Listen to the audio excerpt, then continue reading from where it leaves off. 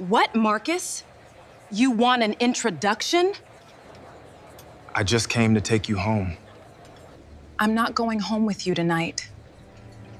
Or any night after this. Okay. Okay? That's it? 2 years, and all you've got is, okay? What do you wanted me to say? Something. Anything.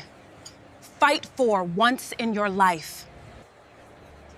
I'm not gonna fight you in front of people who already decided who I was before I walked through that door. Today is the best day of my life, Marcus. I hope it is. Those were the only words that passed between us before she took off her ring and set it in my palm like a receipt she no longer needed. I had walked into that banquet hall still in my Navy uniform, the one I had worn since 7 that morning, a lunch cooler in one hand, my name tag reading Maintenance, 3rd Shift, faded from 100 washes.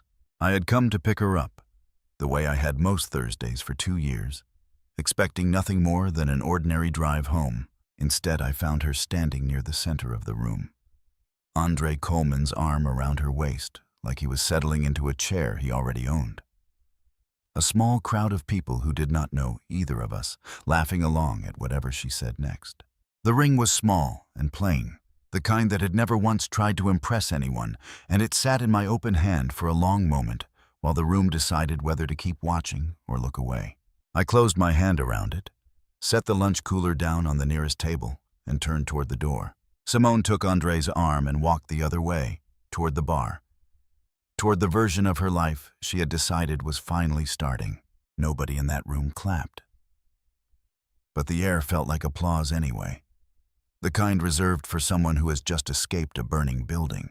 A woman near the bar leaned toward her friend and whispered that she couldn't believe Simone had stayed married that long, as if 2 years were an act of endurance rather than a marriage.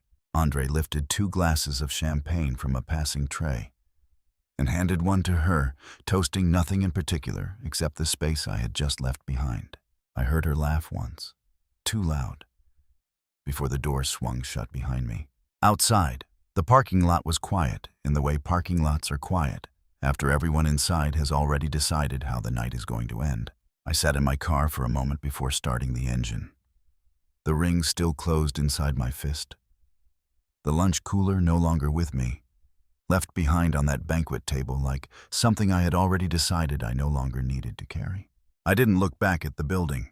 I pulled out of the lot and merged onto the road, taillights disappearing into a night that had no idea what it had just witnessed on either side of that closing door. I want to tell you, I felt something dramatic walking out of that hall. I didn't. What I felt was closer to relief, the specific kind that comes after setting down something heavy you've been carrying so long you forgot it had weight. I want to be honest about that, because the rest of this story only makes sense if you understand. I wasn't the wounded man everyone in that room assumed they were watching leave. She had no way of knowing that 3 hours earlier, in a parking lot outside a glass office building 40 minutes from that hall, I had signed a term sheet worth $280 million. 2 years later, I would watch her walk into a conference room holding a resume that shook slightly in her hand. The door would open. I would be sitting at the head of the table, dressed the way a man dresses when the room belongs to him. She would freeze in the doorway, but that part comes later. First, you should know how I got there. 2 years before that party, I spent my days cleaning floors at Jefferson Elementary and my nights writing code no one had asked me to write. I was 34 years old, and by every metric my in-laws used to measure a man, I had already failed. I didn't see it that way at the time, not entirely, though I'd be lying if I said their version of me never got under my skin on the harder nights. Simone's mother called me a placeholder husband, the kind of man a woman marries before she figures out what she actually wants. Simone never defended me in those conversations. She just let the silence answer for her. The marriage had started differently, 6 years earlier, when I was still an assistant facilities manager at a mid-sized logistics company and Simone was finishing her accounting certification. We met at a mutual friend's cookout. back when I still wore a collared shirt to work every day. And she was studying for her licensing exam at the kitchen table of a shared apartment she split with 2 roommates.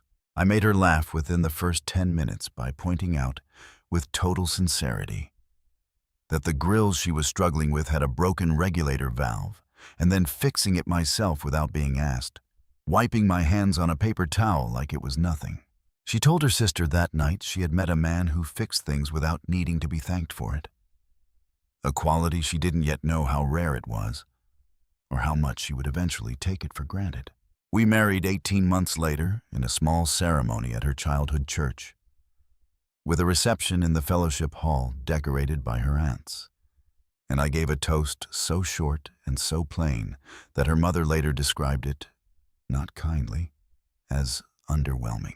I still remember the drive home from that reception, windows down, Simone's shoes off and resting on the dashboard. Both of us too tired and too happy to talk much, just the radio and the sense that we had built something worth protecting. For a while, we did protect it. In the small, unremarkable ways people protect the ordinary parts of a life together. Splitting grocery runs, arguing gently over paint colors for an apartment neither of us could really afford yet. Falling asleep some nights, mid-conversation, because the day had simply run out before the talking did. I think about that version of us sometimes, not with regret exactly, more with the specific clarity that comes from knowing exactly which turn in the road led somewhere else. The first 2 years were ordinary in the way good years often are. Unremarkable to anyone looking in from outside, full of small routines neither of us thought to appreciate while we still had them. Then the logistics company where I worked lost its biggest client, and the layoffs that followed cut through the facilities department first. The way layoffs always seem to cut through the departments considered support rather than growth. Back then, the janitorial work was supposed to be temporary, a fallback after the company downsized and cut my position along with 40 others. I told Simone it would be 6 months, maybe a year, until something better opened up. 6 months became 2 years, and the temporary arrangement calcified into an identity neither of us chose to name out loud. Simone got her accounting job at Halloway Regional Utilities the same year I started at Jefferson Elementary, and from that point forward, our careers moved in opposite directions, like 2 trains leaving the same station. She climbed steadily, promotion by promotion, while I mopped hallways and fixed jammed lockers and replaced fluorescent bulbs in rooms full of 9-year-olds who called me Mr. Marcus and waved at me like I mattered. At home, our conversations grew shorter. She stopped asking about my day, not out of cruelty, but because she had run out of ways to ask a question she already knew the boring answer to. I stopped offering details, not out of secrecy, but because I noticed her eyes glaze over the moment I mentioned anything involving a mop or a maintenance request form. What she didn't know, and what I never volunteered, was what happened after my shift ended at 4 in the afternoon. I drove home, made dinner most nights, and then disappeared into the small second bedroom we used as storage. A laptop balanced on a folding table between boxes of her old textbooks. I had bought that laptop used for $240 from a listing I found after my hours were cut during a budget freeze. I had never written a line of code before that year. I learned the way people learn things. When they have nothing left to lose and nowhere else to put their attention. One tutorial at a time, one broken script at a time, one 3 in the morning breakthrough at a time. The idea came from the job itself, from watching the elementary school's ancient facility system fail in the same 3 ways every single week. Work orders got lost in a paper binder that nobody updated. Maintenance requests from teachers took 4 days to reach anyone who could act on them. Inspection records for fire extinguishers and HVAC filters lived in someone's memory instead of any actual system. I started building something small, at first just a spreadsheet, then a simple web form, then an actual piece of software meant to track every maintenance request a public building generates in a single week. I called it nothing for the first year because it wasn't yet a company. It was just a tool that made my own job easier. and occasionally made me wonder if other buildings had the same broken paper binders I did. I tested it on my own workload first, quietly, without telling my supervisor, just to see if it actually reduced the chaos. It did. Within 4 months, the school's maintenance backlog dropped by half. Not because I worked harder, but because the system stopped losing information the way the paper binder always had. My supervisor noticed, asked how I was managing my workload so efficiently, and I told a half-truth, said I had reorganized my process. I didn't mention the software, because at that point it was still ugly, still held together with patches and workarounds. And mentioning it felt premature, almost embarrassing, like showing someone a drawing before the lines were finished. Simone noticed something different, something she read as distance rather than focus. She started coming home to an apartment that felt occupied by a man who was there, but not really present. A man who ate dinner quickly and then vanished into the spare room until midnight. She assumed, reasonably enough given what she could see, that I had given up on more than just my career. She assumed I had given up on trying, on ambition, on the version of me she had married. Her mother reinforced this assumption every time she called, asking Simone when she was finally going to stop wasting her 20s propping up a man with no plan. Simone's co-workers at Holloway didn't make it easier. The accounting department there ran on a culture of subtle competition, where spouses' jobs became conversational currency at every office, happy hour.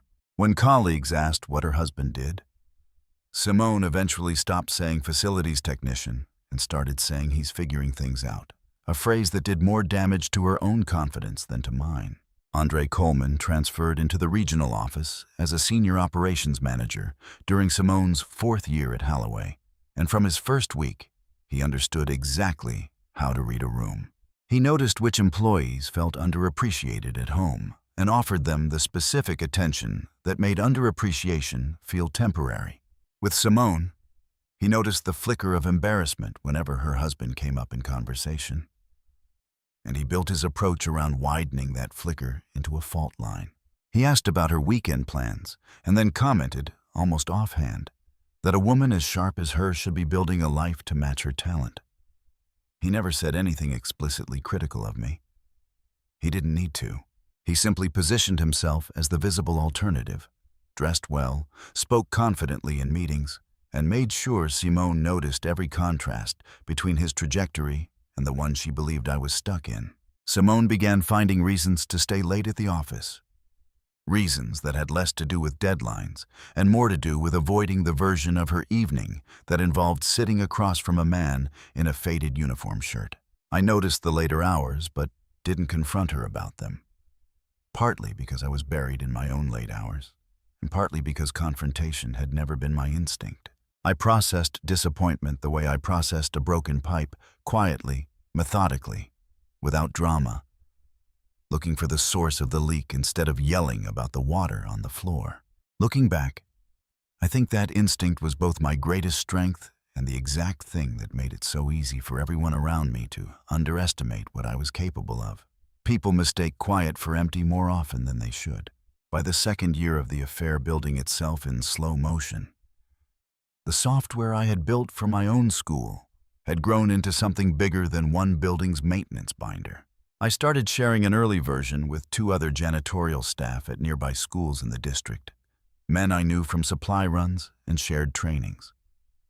They tested it, gave me blunt feedback, and within a few months, 3 schools in the district were quietly running their maintenance requests through a tool that officially did not exist on any procurement list. A facilities director at the district office noticed the sudden drop in overdue work orders across those 3 buildings and asked what had changed. I explained carefully, still uncertain how the conversation would land, that I had built something in my spare time. The facilities director, a woman named Patricia Hale, who had spent 11 years fighting the district's outdated systems, didn't laugh me out of the room. She asked to see it. She spent 40 minutes reviewing the tool on my laptop, in the same supply closet where I stored mop buckets, and told me this was the first maintenance software she had seen in a decade that a janitor could actually use without a training manual. That conversation didn't change my salary or my uniform. It changed something quieter, a sense that the thing I had been building at midnight was not a hobby. It was a product. And products need customers beyond one school district. I began spending my lunch breaks researching how facilities management software companies actually operated, what they charged, who bought their products, and how a person with no business degree and no capital might turn a working prototype into a real company. I found a small business incubator 2 counties over that ran free workshops on weekends for first-time founders, and I started driving there every Saturday morning, telling Simone only that I had errands. She assumed the errands were an excuse to avoid the house, avoid her, avoid the tension that had settled over our marriage like dust nobody bothered to wipe away anymore. She was half right and half wrong, in a way that would take her 2 years to fully understand. At the incubator, I met a retired facilities executive named Robert Chen, who had spent 30 years running operations for a chain of regional hospitals before retiring into a life of mentoring people he found more interesting than golf. Robert looked at my tool, asked pointed questions about the market, and told me something nobody in my life had told me in years. "This is not a side project," he said. "This is a business, and you are underselling it by calling it anything less." Robert introduced me to 2 former colleagues, a woman who had built and sold a smaller SaaS company in the healthcare space, and a man who now worked as an angel investor after retiring from municipal contracting. Those introductions didn't happen overnight, and they didn't happen because I was owed anything. They happened because I showed up every Saturday for 11 months, refined the product every week based on brutal feedback, and treated every rejection as information instead of insult. The Saturday mornings at the incubator had a rhythm I came to depend on, more than almost anything else during those years. I would wake before dawn, make coffee in the same chipped mug I had owned since college, and drive 45 minutes to the strip mall office park where the incubator rented space above a shuttered furniture store. The room itself was nothing special. A dozen folding tables, a whiteboard someone had never fully erased, a coffee machine that dispensed something closer to hot brown water than coffee. But the people who showed up there treated every idea in the room with a seriousness I had stopped expecting from anyone in my own life. The first time I presented my tool to the group, a woman running a logistics startup asked me bluntly why anyone would pay for something I was giving away for free to 3 school districts. The question stung, but it also clarified something I had been avoiding, that a good tool and a viable business were not automatically the same thing. I spent the next 2 months building a pricing model, researching what comparable software cost school districts and hospital systems, and returning to the group with numbers instead of enthusiasm. Robert, who rarely spoke during the early sessions, pulled me aside afterward and told me the pricing conversation was the first sign he had seen that I might actually survive the process of becoming a founder.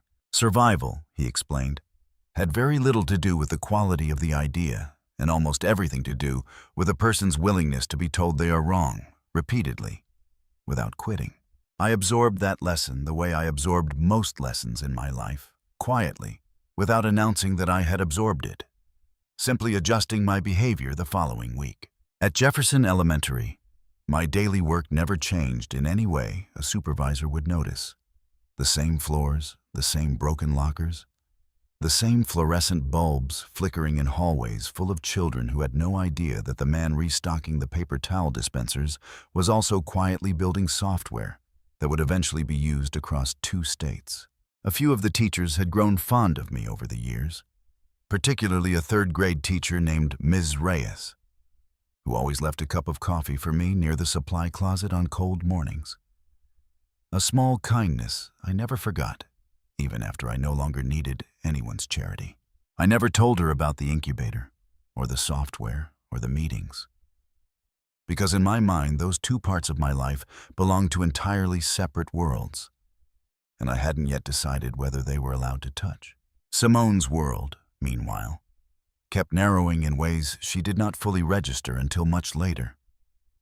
Or so I would come to understand once she told me pieces of it herself. Long after any of it could still hurt either of us. Her mother called at least twice a week during that second year of marital decline, and the calls followed an almost identical script each time, opening with a question about Simone's job, moving quickly into a comparison with a cousin or a former classmate who had married better, and ending with some version of the same warning that Simone was wasting her prime years propping up a man with no ambition. Simone absorbed these calls the way a person absorbs bad weather, without much resistance, letting the pressure build in her chest without ever naming it directly to me. She began scrolling through old photos from college, images of herself surrounded by friends who had gone on to marry surgeons and finance executives.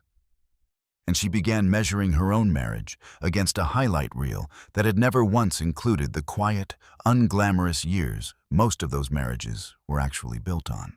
Andre understood this vulnerability with the precision of a man who had built his entire personal style around identifying exactly what someone felt they were missing. He never criticized me directly in front of her, because direct criticism would have triggered a defensive reflex, even in a woman as frustrated as she was. Instead, he complimented her relentlessly, telling her that her analytical mind was wasted in a department that did not fully value her, that a woman with her instincts should be sitting at strategy tables instead of processing invoices, that the right partner would already be pushing her toward rooms she had not yet entered. The compliments worked precisely because they never mentioned me at all, leaving her to draw the unflattering comparison entirely on her own, which made the conclusion feel like her own discovery rather than someone else's manipulation. There was a specific evening, roughly a year before the banquet party, when Andre invited a small group from the office to a rooftop bar downtown to celebrate a closed contract, and made a point of inviting Simone personally rather than sending the group message everyone else received. Simone told me she was working late on a quarterly audit, a lie that came easier the first time she told it, and easier still every time after. At the rooftop bar, Andre introduced her to two visiting executives from the corporate office as one of the sharpest minds in the regional division, watching her posture straighten under the compliment the way a plant straightens toward a window. He asked her, in front of those executives, what she pictured for herself in 5 years. And when she hesitated, unsure how to answer honestly without exposing the smallness of her current life, he answered for her, describing a future that sounded like a promotion she had not yet been offered, and a life that did not include a man in a maintenance uniform. She came home past midnight that night, and I, still awake at the folding table in the spare room, asked only if the audit had gone well. She said yes, and went to bed, and neither of us spoke of the 2 hours unaccounted for between the audit ending and her return. Moments like that one repeated themselves with increasing frequency over the following months. Always small, always deniable, always easy to justify individually, and impossible to add up honestly if she had ever chosen to look at them all at once. By the time Andre suggested, explicitly, that she use the holiday party as the moment to end things publicly, Simone had already rehearsed the ending in her mind so many times that the actual event felt less like a decision and more like a performance of a decision she believed she had made long ago.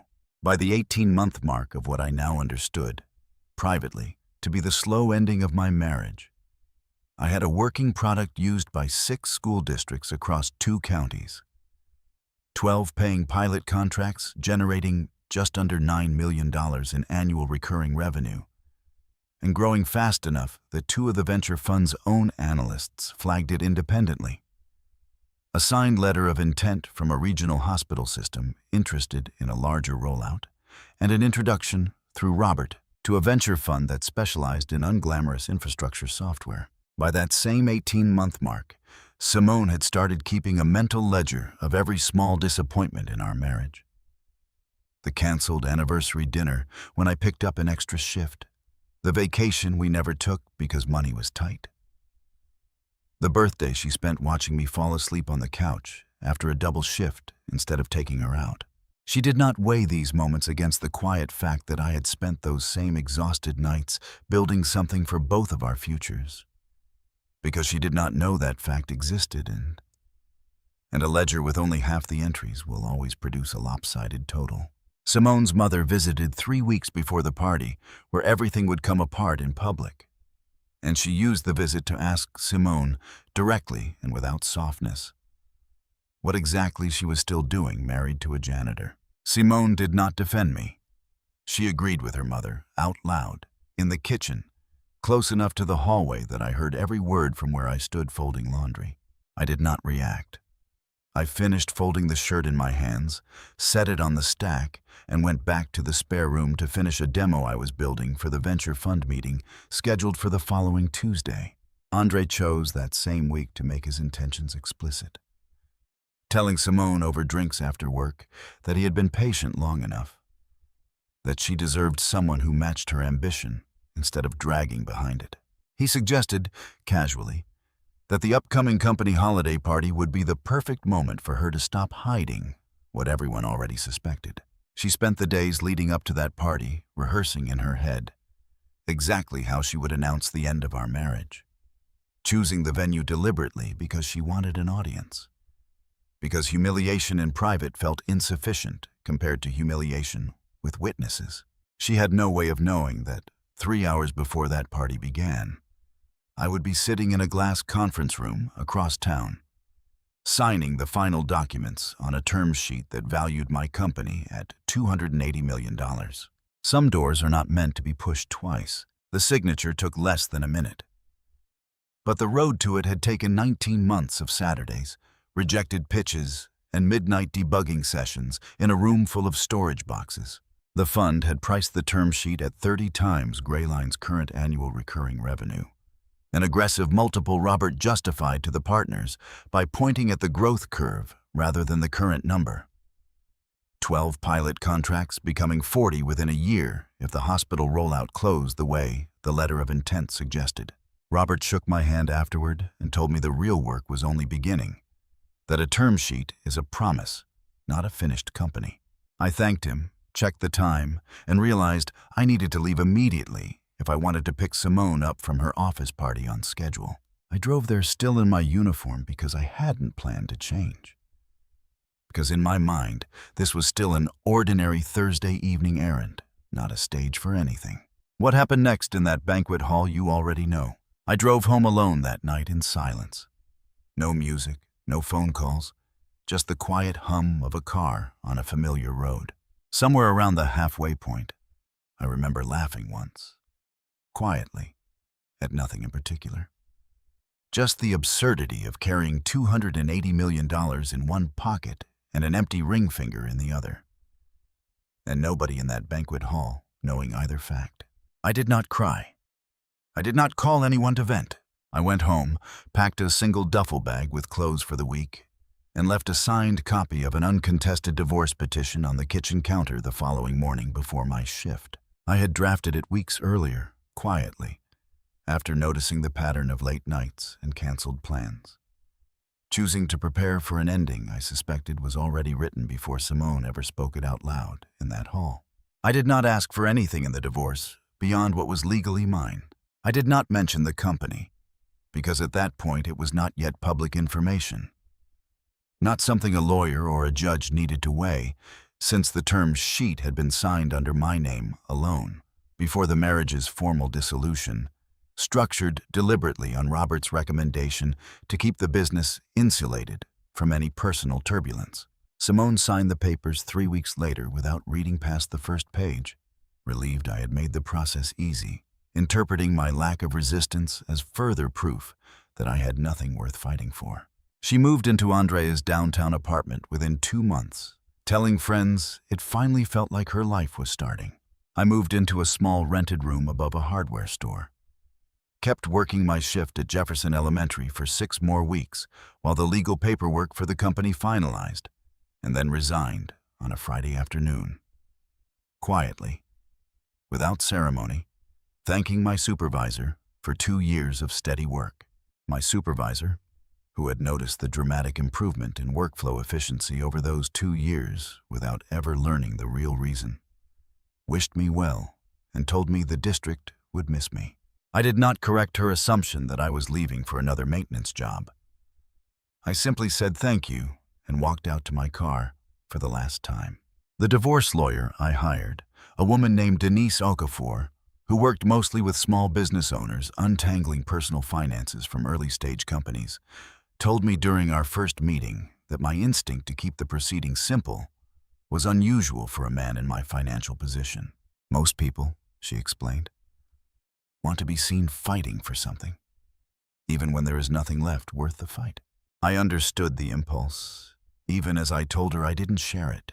Fighting would have meant sitting across a table from Simone one more time, explaining myself, defending choices I had never asked her permission to make in the first place. And I had no interest in spending one more hour of my life doing that. I told her I didn't want to be seen at all. I wanted the paperwork finished so I could put my attention back where it belonged. And she respected the instruction enough to draft the fastest, cleanest, uncontested filing she had produced in years. The apartment above the hardware store cost $420 a month, heated unevenly by a radiator that clanked through the night, and I lived there for 11 months without upgrading a single piece of furniture, choosing instead to funnel every spare dollar back into Grayline's early operating costs. Robert visited that apartment exactly once, took one look at the folding table serving as my desk, and told me frugality was admirable right up until the point it started limiting the speed of hiring. A lesson I took seriously enough to bring on my first 2 employees within a month of the term sheet closing. The first hire was a former high school classmate named Terrence Boyd, a software engineer who had spent 6 years at a mid-sized logistics firm before growing tired of building tools nobody used, and who agreed to join Grayline for a salary lower than his previous job in exchange for equity I wasn't yet sure would ever be worth anything. The second hire was a woman named Priya Nair, an operations specialist Robert introduced from his own network, who understood municipal procurement processes well enough to translate Grayline's product into language school boards and hospital administrators could approve without hesitation. Together, the 3 of us spent that first year working out of a shared office space that smelled permanently of the print shop next door, building sales processes and support systems from nothing, arguing over pricing tiers late into the evening, celebrating small wins like a signed pilot contract with a bottle of grocery store champagne. None of us could really afford to waste on anything better. The company, which Robert and I finally named Grayline Facilities, moved out of the small business incubator and into an actual office within 4 months of the funding round formally closing. Grayline's very first major win landed just 5 months after that, and it came from an unlikely direction. Andre Coleman's employer, Halloway Regional Utilities, whose contract with its longtime national vendor happened to expire that same season under a mandated 3-year renewal cycle. Grayline entered the bidding process during that narrow window, competing against 3 larger, more established firms with recognizable names and much larger sales teams. The hospital system client, the 2 regional school districts outside the original pilot counties, and the mid-sized municipal government contract all followed over the year that came after. Proof points that gave the sales team enough credibility to walk into rooms other companies our size rarely reached. What Grayline had that the larger firms did not was a founder who had spent 2 years inside an actual public building, watching every point where facility systems failed the people who depended on them, and a product built from that lived experience instead of from a boardroom's theoretical understanding of the problem. Our pitch to Halloway's procurement committee focused less on features and more on outcomes, on the specific hours of labor recovered when a maintenance request stopped getting lost in a binder, on the actual dollar value of preventing equipment failures instead of reacting to them.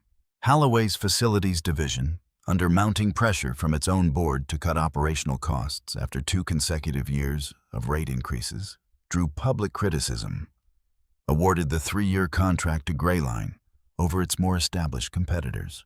I remember standing in Robert's office the afternoon we won it, looking at the signed award letter and feeling something closer to quiet vindication than victory.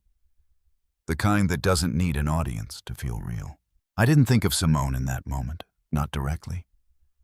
Though I'd be lying if I said the name Holloway meant nothing to me anymore. It meant everything and nothing at the same time, the way a scar can mean everything about the day it happened and nothing about the person you've become since. Simone learned about the new vendor the same way most employees learn about vendor changes, through an internal memo circulated 2 weeks before implementation. A memo that mentioned Gray Line Facilities by name without elaborating on who founded it. She did not connect the name to anything, because she had no reason to. Because the last time she had thought about my ambitions, they had involved a mop and a supply closet, not a company capable of winning a regional utility contract. The contract transition triggered exactly what large vendor transitions always trigger inside a company's internal structure. A reorganization of the departments that had previously managed the outgoing vendor relationship. Holloway's facilities coordination team, which had employed 6 people to manage communication with the old national vendor, no longer needed that same staffing level once our software automated most of the coordination work those 6 people used to do by hand. The department absorbed 2 of those employees into other roles and eliminated 4 positions, one of which happened to sit adjacent to Simone's accounting team. Close enough that budget cuts rippled sideways into her own division not long after. Simone's role survived the first round of cuts, but her department's headcount shrank, her workload increased without a corresponding raise, and the promotion she had been quietly promised for over a year evaporated into a hiring freeze explained away as market conditions. Andre, meanwhile, had begun distancing himself in ways Simone initially attributed to work stress rather than intention. He canceled dinner plans more frequently. He answered texts later than he used to. He stopped introducing her at company events the way he once had, back when her proximity had flattered his own image as a man who dated ambitious women. What Simone did not know, and would not learn until much later, was that Andre's own position had grown precarious as well, since the department restructuring that followed our contract had exposed how much of his perceived value at Holloway had rested on managing relationships with the outgoing vendor. Relationships that no longer mattered once that vendor was gone. An executive who does not adapt to a company's changing needs tends to discover his own expendability slowly, then all at once. And Andre discovered his roughly 8 months after the contract transition, when he was quietly moved into a smaller role with a title that sounded similar, but paid considerably less. He ended things with Simone over a text message 2 weeks after his own demotion, citing timing and personal growth, phrases that meant nothing except that he no longer had a reason to keep her close. Simone found herself, at 36, living alone in an apartment she could no longer afford on a single income, working a job that had grown smaller around her instead of larger, with no husband, no boyfriend, and no clear next step. I didn't think much about her during the Holloway negotiation, not because I had erased her from my memory, but because the version of me sitting across from that procurement committee belonged entirely to a different chapter of my life. One that had very little room left for the marriage that ended in that banquet hall. It was only afterward, reviewing the signed contract with Priya, that I noticed Holloway's name attached to a payroll system that, somewhere in its employee directory, still listed my ex-wife's name from the public procurement disclosures required for vendor transitions of that size. I did not mention it to anyone at the company.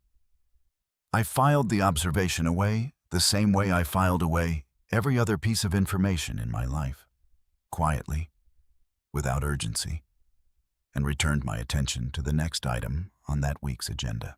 A regional business journal ran a short profile on Gray Line that same quarter.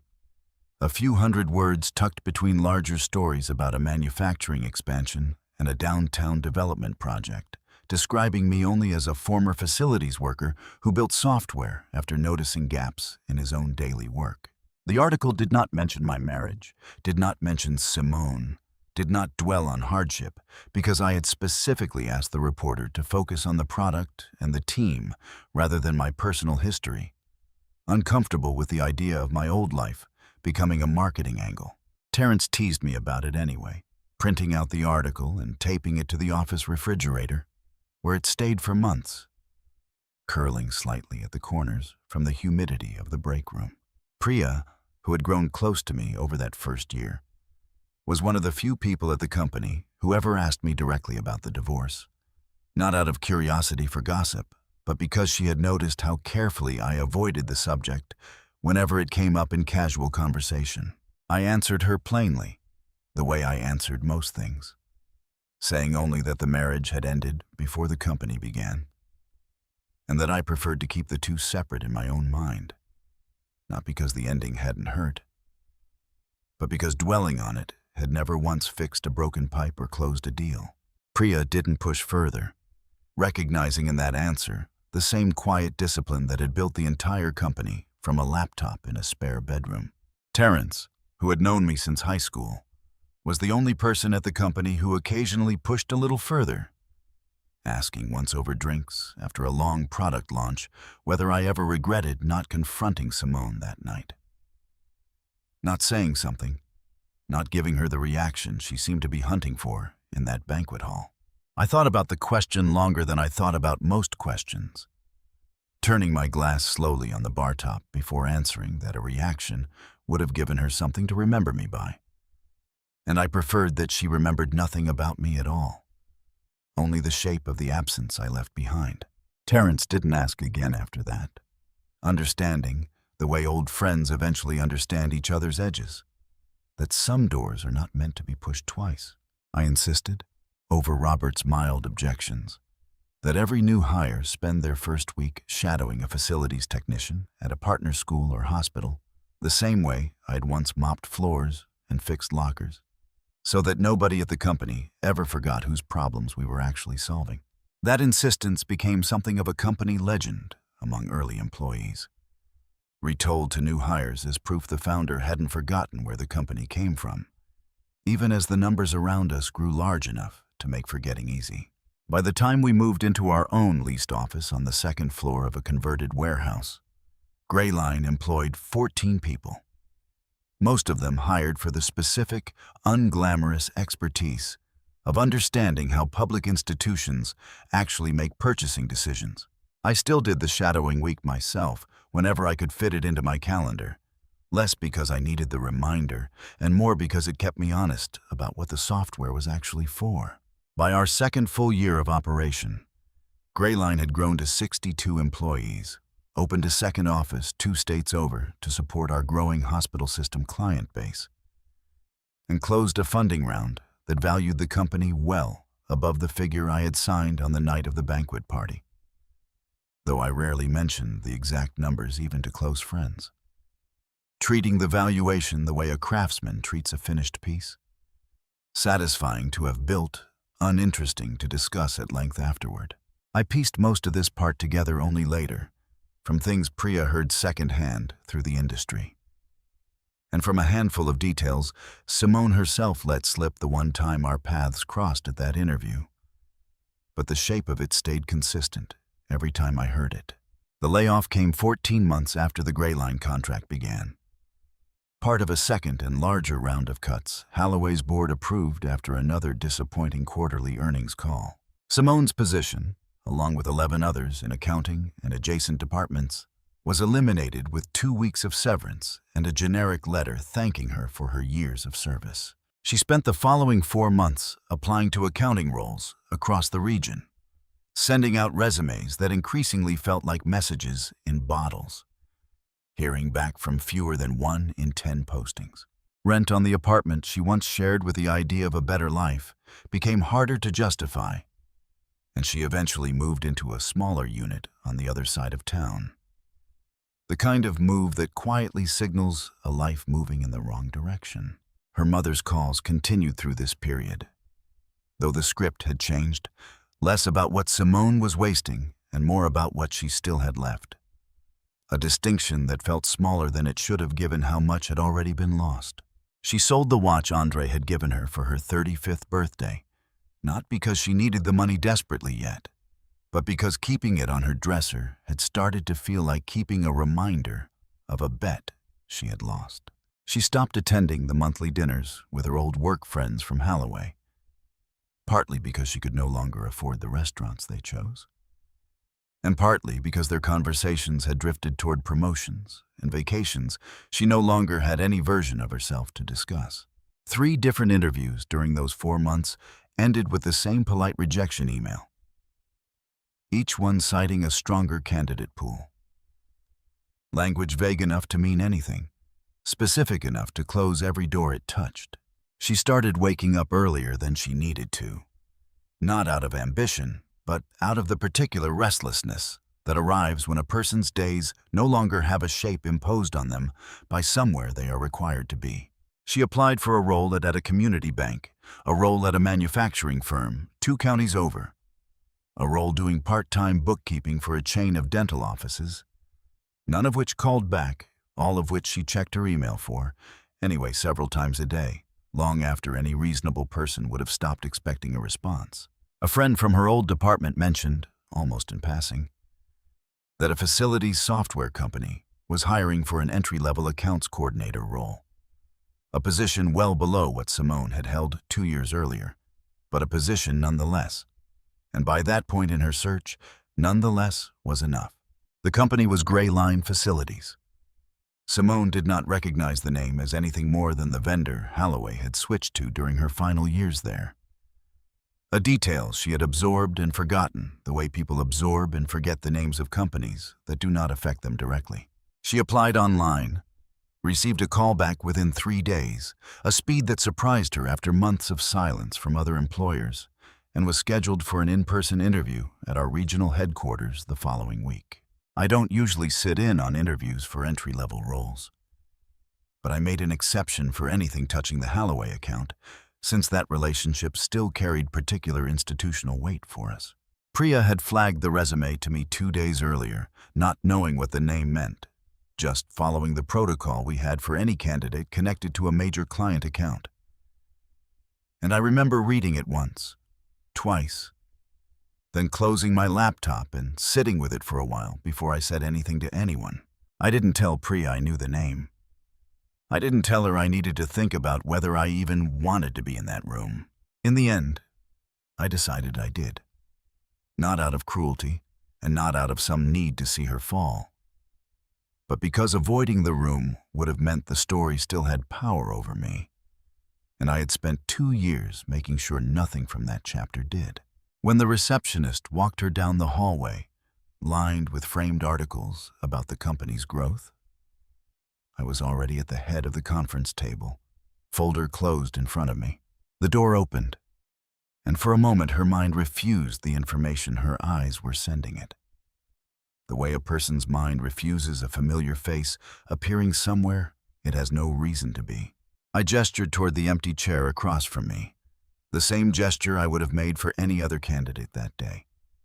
"Please, have a seat," I said. She lowered herself into the chair slowly, the resume trembling slightly against the table's surface, her mind visibly racing through 2 years of assumptions that had just collapsed in the space of a doorway. I felt something in that moment I hadn't expected to feel. Not triumph, nothing close to it. Just a strange, quiet clarity, the same feeling I imagine a person gets standing in a room they used to rent, now holding the deed. I opened the folder, glanced at it briefly, the way I glanced at any document before an interview, and looked back up at her with nothing beyond ordinary professional attention on my face. "I see you have 5 years of accounting experience at Holloway Regional Utilities," I said, my voice even, unhurried, giving no indication that the name of that company carried any history between us beyond a line item on a resume. She managed a small nod, her throat visibly tight. "Can you walk me through your experience managing vendor transitions there?" I asked. "Specifically around facilities budgeting?" I already knew the answer before she opened her mouth. But my tone carried no accusation, no theater, only the flat patience of a man conducting due diligence.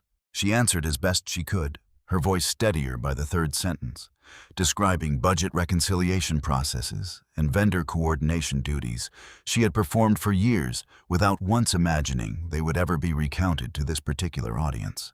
I listened without interrupting, made a brief note, asked 2 more procedural questions about audit compliance and reporting cadence. The same questions I would have asked any qualified candidate regardless of history. Near the end, I closed the folder, folded my hands on the table, and looked at her directly for the first time since she had sat down. "Thank you for your time today," I said. "We'll be in touch."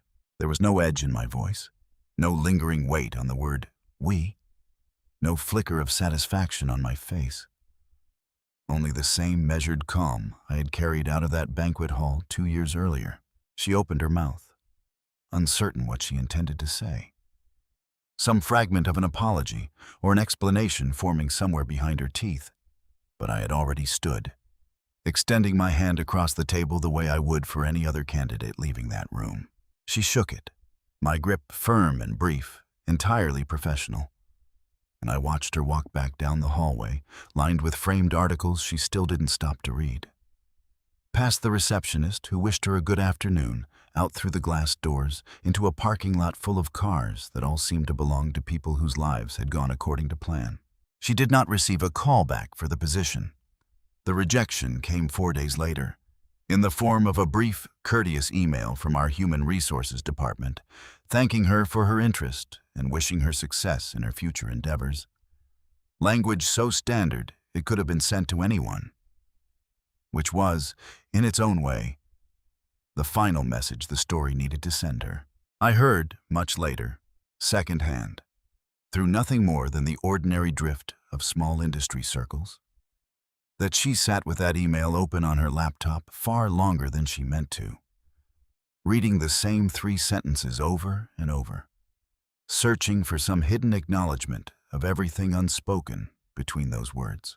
Part of her had expected something else from that room, an accusation maybe, or at least a flicker of the man she remembered, someone who owed her an emotional reaction of some kind, anger or triumph or even pity, anything that would have let her locate herself inside the moment. Instead, she got a due diligence process, procedural and complete, the same interview I would have given anyone else who walked through that door with the right resume and the wrong last name attached to a memory I clearly no longer needed to revisit. That absence of reaction unsettled her more than any confrontation could have, or so I came to understand, because it told her something she hadn't been ready to hear, that whatever power she once believed she held over my sense of myself had simply stopped existing somewhere along the way, quietly, without her permission or awareness. In the weeks that followed, she widened her search beyond accounting entirely, taking a temporary bookkeeping contract with a family-owned auto parts distributor that paid less than her old entry-level salary from a decade earlier. I never mentioned that interview to anyone at the company, not to Robert, not to my executive team, not in any meeting where her name might have come up again. I didn't need to. I had already said everything that needed saying 2 years earlier, in the moment I set a lunch cooler down on a banquet table and walked out of a room full of people who thought they understood exactly who I was. Some men build their revenge loudly, with speeches and reveals timed for maximum effect. I built mine the only way I knew how, one Saturday morning at a time, one line of code at a time, until the distance between who people assumed I was and who I actually became grew too wide for anyone standing on the wrong side of it to ever close again.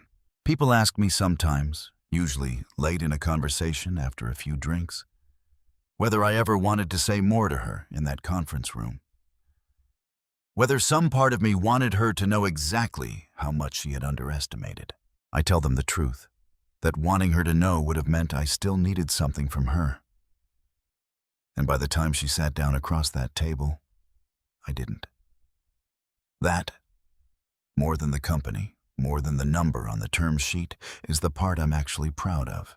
Simone eventually found work at a smaller accounting firm across town, rebuilt something modest and stable, and never spoke of Grayline to anyone who might ask why the name made her go quiet. Andre, whose own career at Holloway never recovered its former altitude, left the company 2 years after his demotion to take a smaller role at a regional distributor, a move he described to old colleagues as a lateral opportunity. Though nobody who had watched his trajectory used that phrase without a private smile. He and Simone never spoke again after the text message that ended things, and neither of them ever mentioned the other's name in the rare moments their paths crossed at industry events neither fully belonged to anymore. I kept the lunch cooler, sometimes late at night, closing up the office alone. I catch myself looking at it and thinking about the version of me who set it down on that banquet table without knowing exactly what came next. Only that he could no longer carry both the cooler and the weight of pretending everything was fine. He was right to put one of them down. It sits on a shelf in my office to this day, unremarkable to anyone who doesn't know its story. A small reminder that the version of a person the world dismisses too quickly is sometimes the exact version building something the world will eventually have to reckon with. I never gave interviews about the marriage, never let the story become part of Gray Line's public narrative. And on the rare occasion an employee asks what brought me to this work, I answer the same way every time. That I spent 2 years watching a broken system fail people who deserved better, and decided to fix it. That answer is true, and it is also, in its own quiet way, the only part of the story I ever feel the need to tell out loud. Everything else, the ring in my palm, the laughter of a room that thought it'd understand me, the silence I carried out to my car that night, belongs only to me. Filed away the way I file everything. Without urgency, without bitterness. Simply kept the way a person keeps the one tool that taught them exactly what they were capable of building once nobody was watching closely enough to stop them.